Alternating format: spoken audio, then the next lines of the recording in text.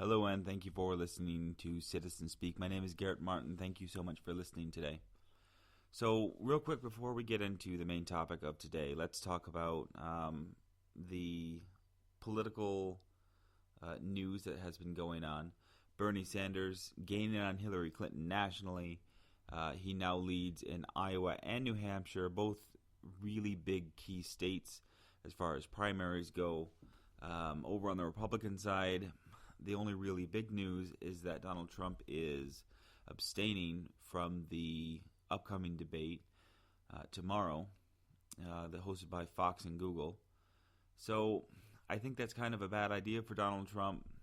I think that people will just be watching the debate and they'll say, oh, hey, this is still as insane as normal, but it's not as off-the-wall crazy without Donald Trump here. So I think that people will go away from Donald Trump after this, so they won't be backing him as much. And he's going to drop in the polls, I think, and that really could cost him the primary if he is in it to actually win it. But let's talk about our main topic. Let's talk about the arrest that happened to the rebels of the Malaire Wildlife Refuge over in Oregon. So we had some armed rebels. They were arrested Tuesday. One of the protesters was shot and killed during the arrest. His name is Robert Finicum. A lot of people know him as either Tarp Man or Lavoy, as he liked to be called. That was his code name or nickname. But as the armed rebels were making their way to a town hall meeting where they hoped to gain sympathizers for their cause, the rebels, they encountered a checkpoint set up by authorities, and the authorities were taking the rebels into custody. They had warrants out for the arrest, and what one of the reports from one of the rebels who was arrested, what she has said, is that Finicum was driving one of the vehicles. He didn't want to go peacefully. He ran away from the cops. His car ran into a snowbank. He got out of the truck and he charged towards the police officers. At that point, the police officers felt threatened, so they shot and killed Robert Finicum. So some people have been saying that Finicum was on his knees and his hands were up and the police just killed him in cold blood. You'll hear talks from Cliven Bundy that is saying that Cliven Bundy isn't even in the area. And he's saying that. I mean, I'm not in the area either, but this is coming from somebody who was actually in the same vehicle as Robert Finicum.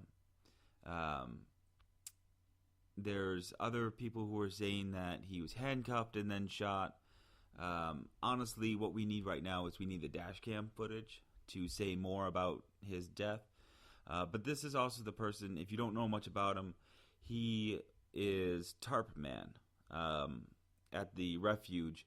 He was saying that he doesn't plan to go peacefully into police custody, and that if somebody points a gun at him, he's going to point one back, and he isn't concerned about his life in any respect, and that if police officers come to arrest him, he's going to kill him. So this is a dude who we already know isn't willing to act responsibly like an adult or a law-abiding citizen. So it doesn't surprise me, honestly, that there was a protester not a protester, a rebel. These guys aren't protesters by any means. So if you're calling them protesters, that's kind of like a yellow-bellied, no-spine kind of attitude for these turds. These guys want to break off the United States, and they want to form their own nations. They think that the federal government is completely out of their depths here, and they're reaching too far. Instead of being Americans and following a democratic process, they say, nope, I'm just going to hold guns against everybody else. And even though I don't want guns pointed at me, if somebody points a gun at me, then I'm going to point my gun at them, and I'm going to say that I'm going to murder them. Come on, man. So you think that the police officers are just going to take you like a child in a store who's lost? just gently and give you candy? I don't think so. These police officers already know that you want to kill them, that you want to murder them, that you want to kill innocent Americans just trying to do their job. They already know that you're out to do harm. And you think that they're going to be kind to you? I'm not calling for violence against anybody, but if you make threats like these turds have been doing, then the police officers are going to look at you as a threat no matter where you go. So it's not surprising to me that Finicum, a guy who said that he would murder cops and that he's prepared to die, it's not surprising to me that he's one of the people who has been killed. And the only one so far out of the rebels. And hopefully, honestly, the only one who's killed. The bloodshed, it's completely pointless. These turds, these cowards, these rebels, they need to lay down their guns, turn themselves in. Just like John Reichheimer did. John Reichheimer, he fled down to Arizona, hoping to gain more militia members, and he went and turned himself in. That's great. I condone that.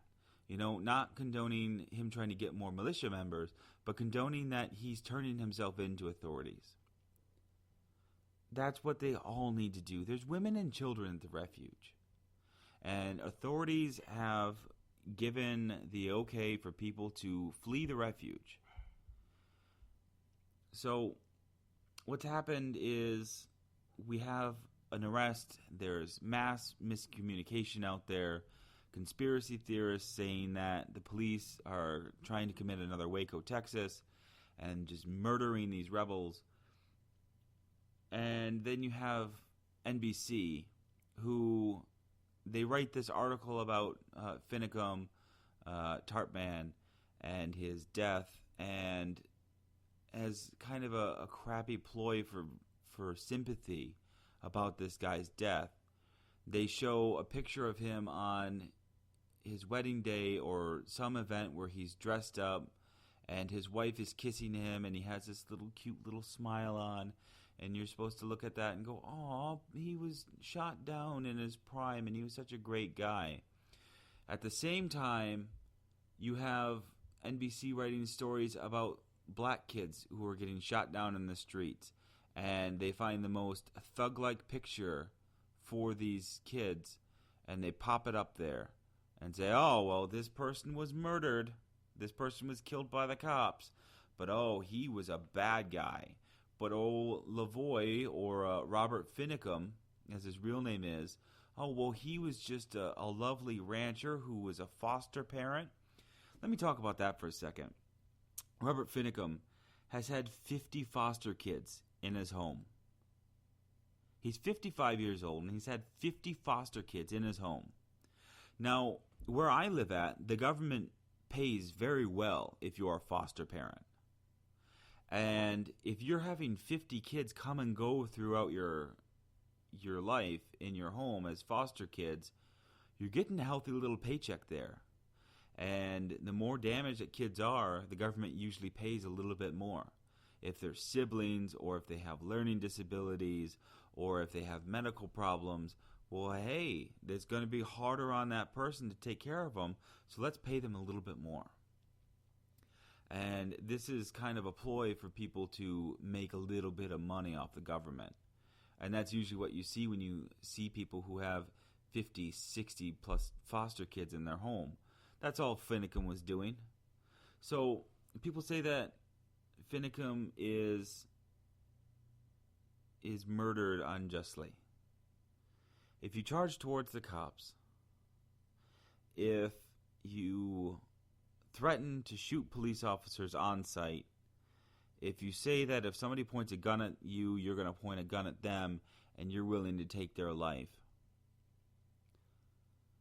I mean, who thinks that Finicum was going to go peacefully here? Nobody.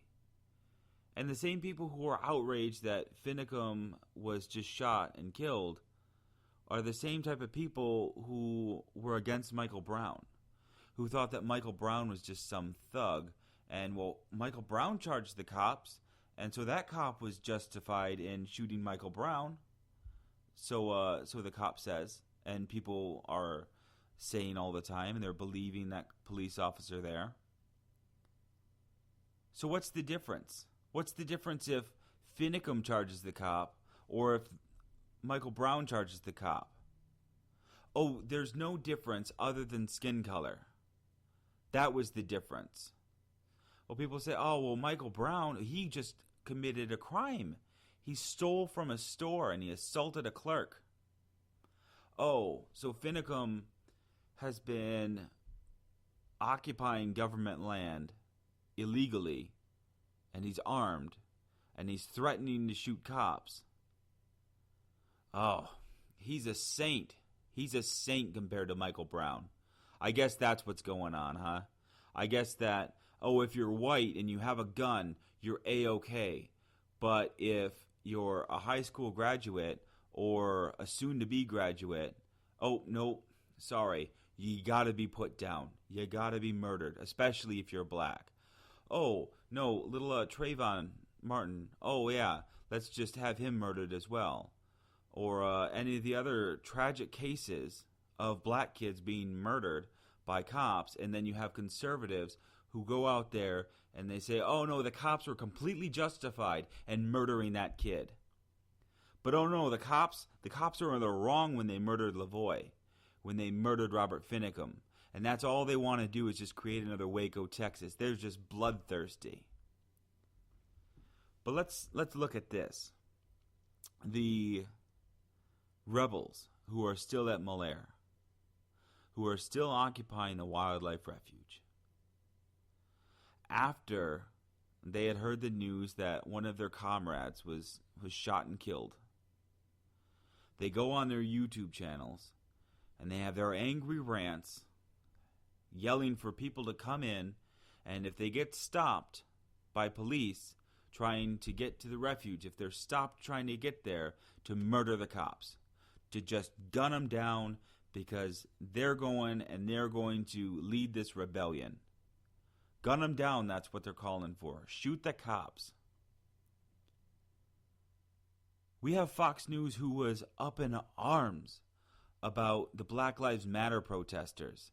The rogue sect that said, kill the cops, kill the cops. That's all you heard for a whole weekend on Fox News, is about how evil Black Lives Matter is, because there's a tiny group of them that said, go kill the cops. So all Black Lives Matter protesters must be bad because one group protesting said, kill cops. But yet the rebels who say, oh, well, we're going to kill cops if they come on site. And one of the rebels who charged at police officers, where you at, Fox? Where you at, Bill O'Reilly? Oh no, you don't want to talk about this? You hope that this all just blows away? And that maybe some other black kid is going to get murdered so that way you can find a way to call them a thug? Come on, man. I mean, if we're going to have one standard, have that standard across the board, and not just say, oh, well, nope, these guys are white here, so we're not going to talk about them at all. These rebels are criminals. These rebels are terrorists. They're threatening to kill Americans, American police officers, for that matter of fact. If you think that blue lives actually matter, then you need to have that mentality for every situation, not just when it comes to Black Lives Matter protesters. When it comes to rebels or militiamen who threaten to murder cops, hey, Bill O'Reilly, you need to be on the side of the cops here. Hey, Fox News, you need to be on the side of the cops here. You need to be against these rebels. You need to be against these scum who are saying that they would shoot police officers. But they've gotten, 10, 15 minutes over the past couple weeks? At most? But yet, hey, when there's a black kid murdered, oh, no, it's always the black kid's fault. That's what Fox News says. Give me a break. So I had somebody earlier today They told me that whatever you think of these guys, the Al Qaeda tag is so wrong, it's intellectually dishonest and a deceitful comparison. Absolutely not. The Al Qaeda tag is not deceitful. It's not dishonest. What it is pinpoint accurate. Okay, so these guys, they are Bible thumping, armed terrorists who want to overthrow the American government and kill American civilians. They want to kill our police officers. They want to shut down the way of life in America as we know it and set up their own ideology. That's exactly what Al Qaeda wants. That's exactly what ISIS wants. They want to shut down America and shut down our way of life as we know it and set up shop of their own ideology. That's what they want. Both groups are doing the exact same thing. The only difference is Al Qaeda has actually taken over government land, has actually changed the way of life for Burns, Oregon. The school had shut down for a week because they were afraid that these protesters might do something or spark action that would lead to the harm of the children. So they've changed the way of life in that community. They've changed the way of life in that state, in that region that they're in. They're going through and taking land as they want and setting up rules and regulations of their own design. Some of them are even saying that this is God's will, that God has told them to go and do this. Now tell me exactly how they're different from ISIS or Al Qaeda. Oh, they're not beheading people. Oh, okay. So this new group, they just haven't had enough time to go and behead people. Oh, okay. They're still making threats. They're still threatening to kill police officers and to shoot anybody that's against them. They're pretty much the same. Even if you look at their look, their look is fairly similar to ISIS. I mean, we have the knockoff combat gear. We have the untrained dummies holding their weapons with full grown out beards. So how are they different? That's a pretty good question. How is it intellectually dishonest and deceitful to compare Al Qaeda to Al Qaeda? It's not. It's 100% pinpoint accurate.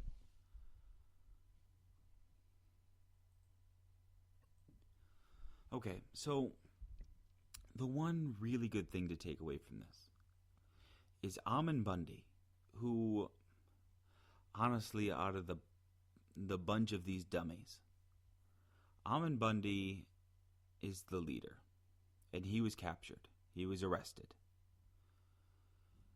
And he's just recently made a statement that the rest of the Oregon protesters need to stand down and go home. That this is over. Just leave. That's the best news out of this whole event.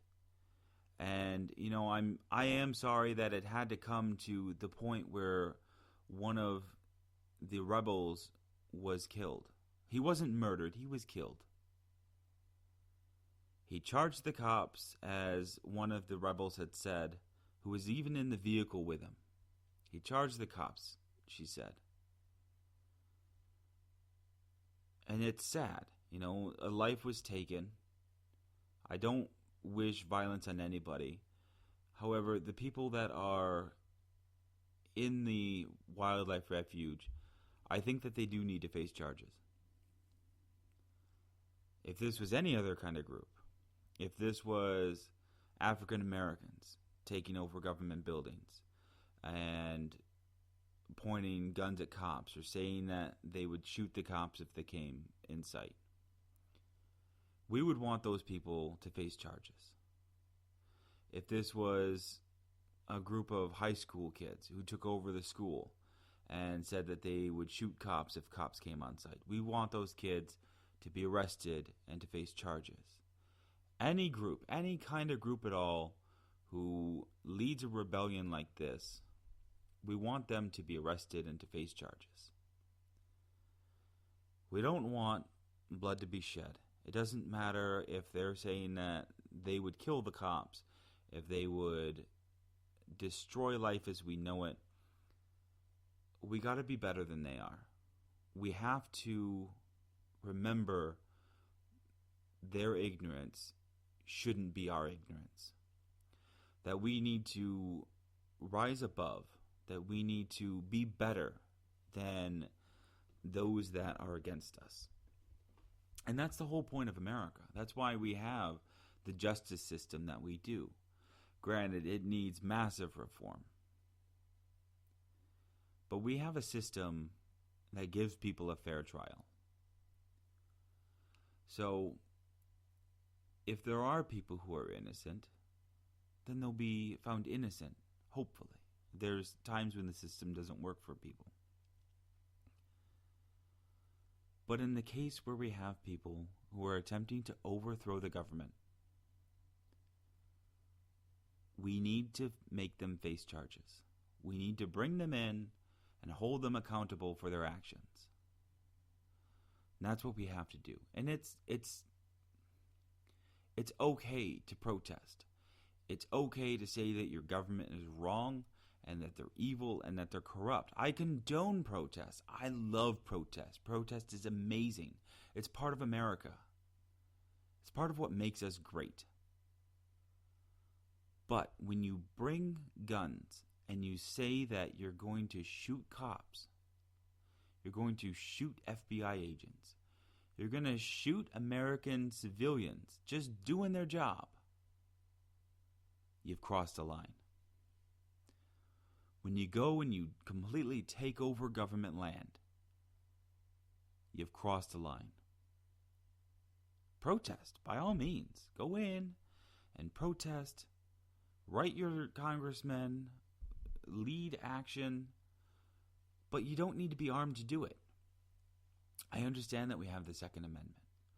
I understand that we need to be ready to fight the government if need be. But come on, man. You think that your AR-15 is going to be a match against a drone? Or a tank? Or any of the other awesome military equipment that we have as a nation?